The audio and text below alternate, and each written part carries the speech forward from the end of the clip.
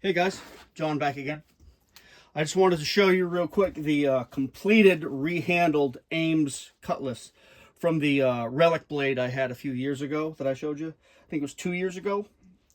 Again, I picked it up on eBay. Somebody had ground on it and a bunch of other things, and there was a notch in the tang.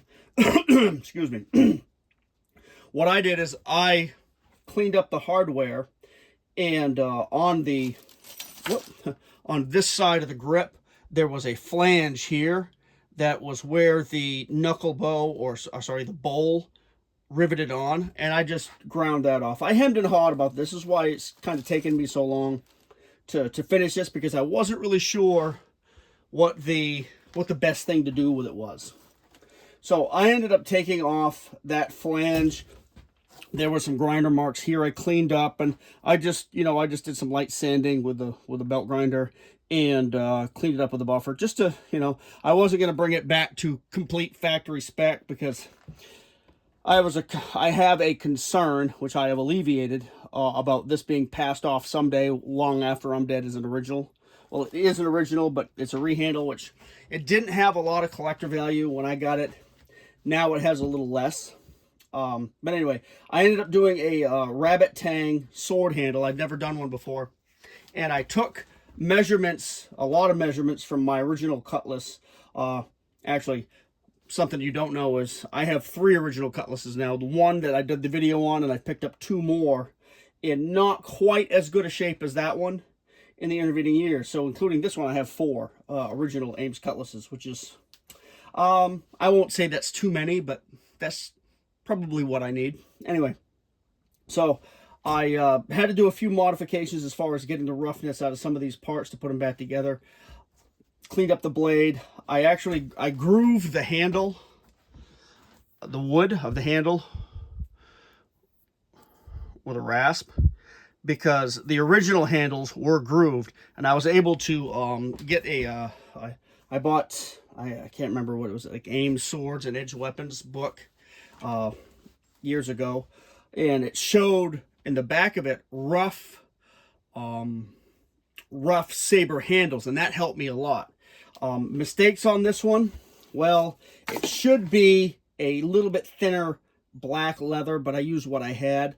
But it does show the grooves, and I get the right amount of grooves in there. They're not perfect, but this was done by hand and not by a machine, so it's a little uneven. But it does show the grooves underneath the leather like an original would, and there was no wire. I did not put wire on that, and I mentioned that there was a term for that, for the process of putting a cutlass in service from delivery from Ames would be to remove the brass wire on the grip, because with a wet hand it was a little bit too harsh, and to improve grip would be to put tar on the grip, like pine tar.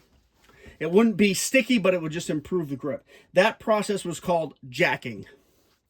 Who knows why? No, I can think jack pine, jack tar, anyway. But what I've done with this is I've just used the original hardware, put a grip back together, and now I use it as a cutting sword. I go out and take on some of the softer plant life with it. I haven't done any really heavy hacking with it, because that's not what it's for, and the tang is a little compromised, and I have a couple of little rough spots along the edge, though. The edge is in pretty decent shape, but it feels real good in the hand. Kind of makes a nice hanger or hunting sword.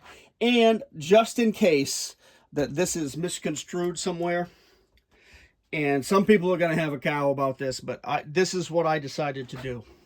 I did a little engraving on the inside of this, and right here by the grip, where if you're gripping it, it's covered by your hand, I just put 2026 rehandle by J. Donald, just so there's no confusion in the future about where this came from and what happened to it. I think there's enough records available on Ames cutlasses to realize that these aren't extremely collectible, though. The average price of a cutlass in good condition is about $800 to $1,000 now. If you go to various tourist shops like those in Gettysburg, you were able, or I was able, to find a pretty good deal on a cutlass down there, or two. And those deals are gone. what I've been seeing here late, because we spent a week there this year, and I was able to get into some places I don't normally get to frequent because it was in the off season, that the cutlasses that they had in one place anyway, were in rougher condition than what I own, and they wanted 3 or 4 times as much as what I paid. And that's what it is. I just think, of course, there's quite a few available out there, but there are a finite amount, so they go up in price. And I think things in Gettysburg go up during tour season, if you know what I mean. So anyway, this is a pretty nice little hunting sword, hanger, whatever you want to call it. I'm going to go out, do a little cutting with it. I'm going to improve the edge over time, and I'll probably make some kind of a sheath for it. So when I take my 1860 Army revolver out squirrel hunting, I'll take this with me just for the hell of it.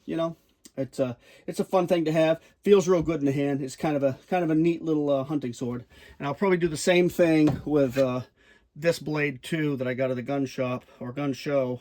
I think I paid $20 or $30 for it, but I think this is from a French bayonet. But anyway, I'll probably give that the hunting sword treatment. And when I get my ducks in a row and fire up the forge again, I have a really good design of a cutlass slash hanger slash hunting sword that I'm going to make for myself too, just because I think it's neat to have one, and I think they're a cool thing to make.